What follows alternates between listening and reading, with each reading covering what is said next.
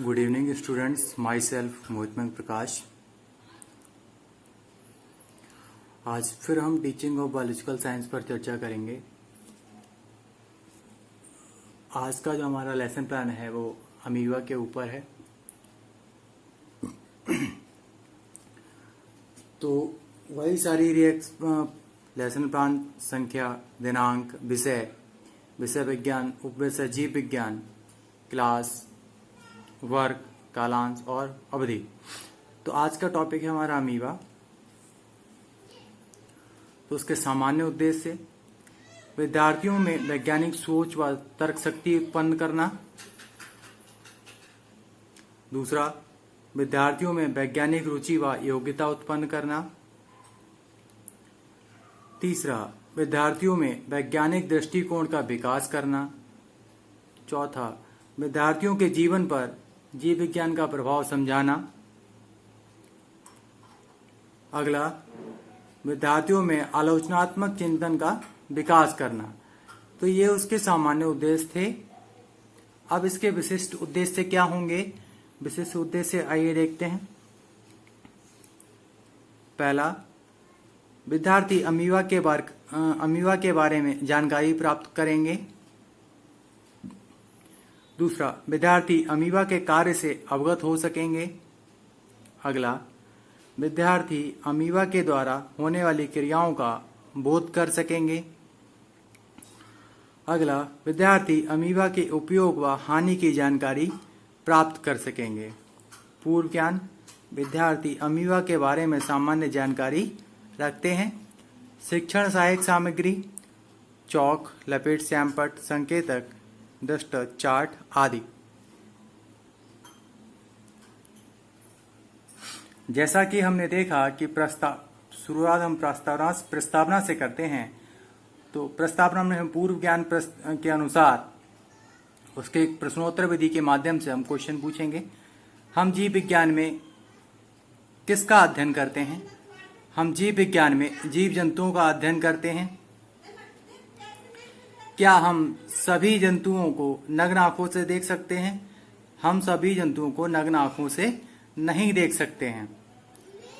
तो हम किन जंतुओं को नग्न आंखों से नहीं देख सकते हैं?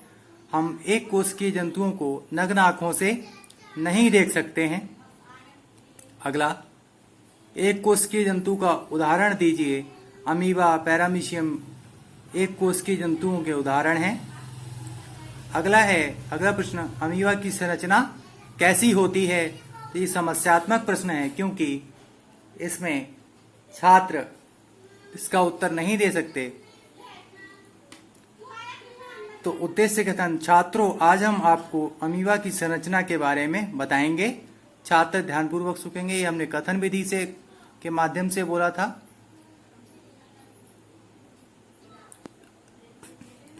तो अगला पार्ट है हमारा अमीबा की संरचना। वही प्रत्यय स्मरण के अनुसार हम विकासात्मक प्रश्न पूछेंगे। क्या हम अमीबा को नग्न आंखों से देख सकते हैं? हम अमीबा को नग्न आंखों से नहीं देख सकते हैं। दूसरा, अमीबा का जंतु वैज्ञानिक नाम बताइए। अमीबा का जंतु वैज्ञानिक नाम अमीबा प्रोटियस है। इसकी खोज किसने की थी? ये एक समस्यात्मक प्रश्न है, छात्र इसका उत्तर नहीं दे सकते, इसलिए छात्र यहाँ पर निरुत्तर हैं। और ये हमने प्रश्न उत्तर विधि के माध्यम से इसको पूछा था। तो छात्र अध्यापक का कथन में छात्र अध्यापक का कथन जो है वो उसको क्लैरिफाई करेंगे।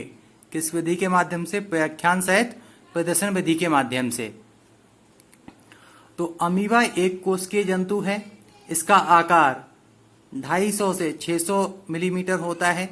इसकी खोज जोहान रोसेल वॉन रोजेनहॉफ नामक वैज्ञानिक ने सन 1755 ईस्वी को की थी। यह तालाबों, झीलों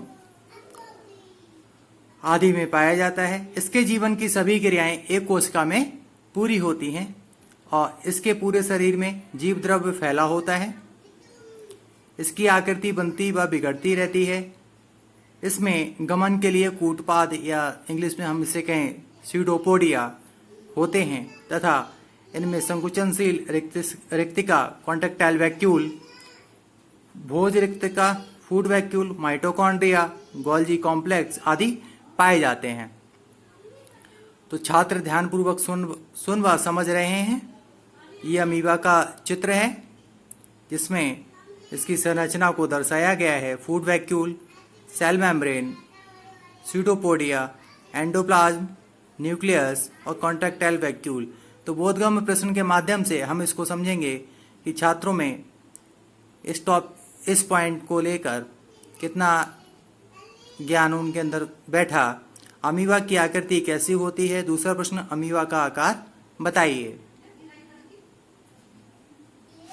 अब अगला फिर हम उसी के माध्यम से शुरुआत करेंगे, अमीबा का जीवन चक्र।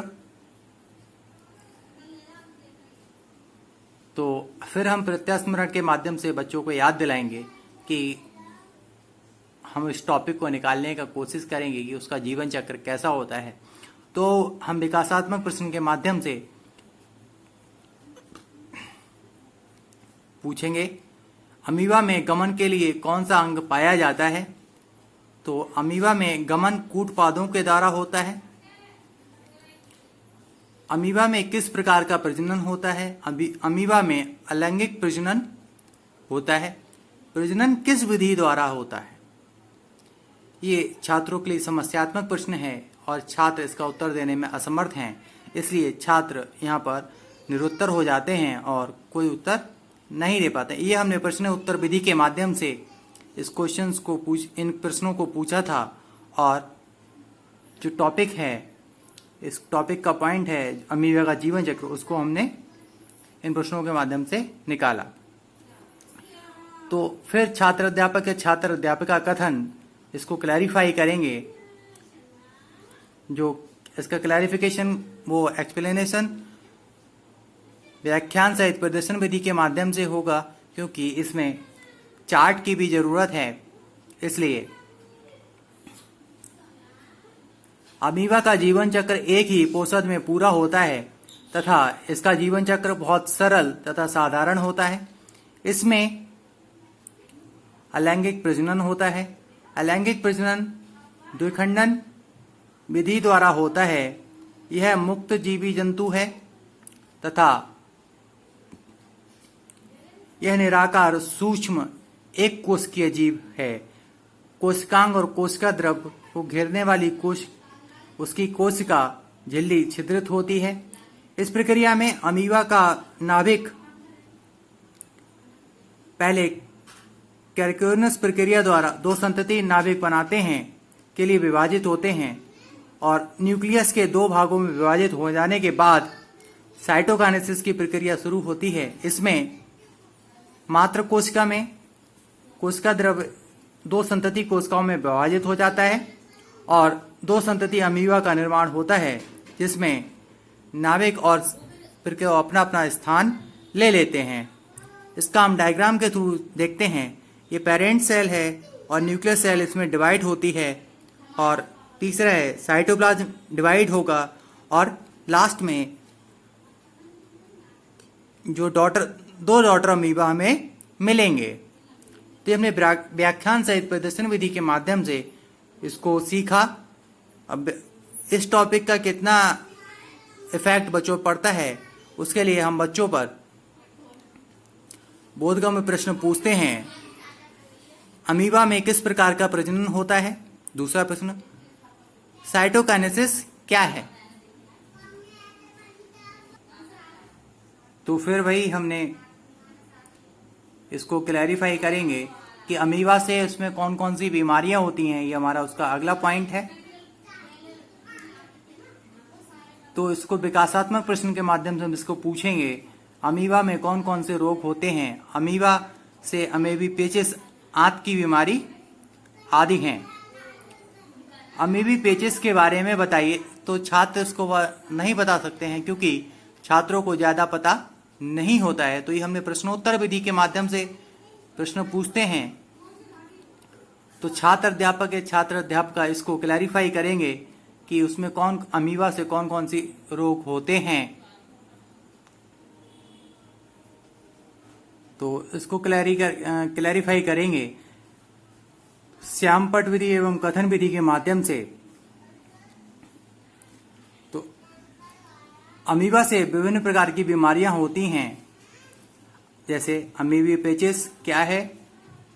इस रोग से पेट में मरोड़ उठती है और मल विसर्जन करते समय कष्ट से करहा भी निकलती है और शरीर को कमजोर और स्वास्थ्य को नष्ट करने वाली एक बीमारी है। लक्षण: पेट में दर्द, बुखार और कंपकपी, मतली और उल्टी और थकावट, ये इसके लक्षण हैं।